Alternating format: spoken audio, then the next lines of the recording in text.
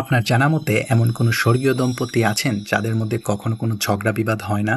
বন্ধুরা জানেন কি, একটা রিলেশনশিপে ঝগড়া বা আর্গুমেন্টস পুরোপুরি নর্মাল। স্টাডি বলছে প্রায় 60% দম্পতি প্রতি সপ্তাহেই কোনো না কোনো বিষয় নিয়ে ঝগড়া করেন। আর সাইকোলজিস্টরা বলছেন যখন আমরা আর্গিউ করি তখন ব্রেইনের এমিগডালা অর্থাৎ যে অংশটা ইমোশন যেমন ভয়, রাগ, দুঃখ, কষ্ট, ক্ষোভ এগুলো নিয়ন্ত্রণ করে, সেখানের ফাইট টু ফাইট জোনটা অ্যাক্টিভ হয়ে যায়, যার ফলে আমরা শান্ত থাকার চাইতে ইম্পালসিভ হয়ে যায়। একটা পরিতাপের বিষয় হলো এই ফাইট টু ফাইট মোডে থাকার কারণে আমরা অনেক সময় এমন ফালতু কথা বা কাজ করে ফেলি যা আসলে বলতে বা করতে চাইনি।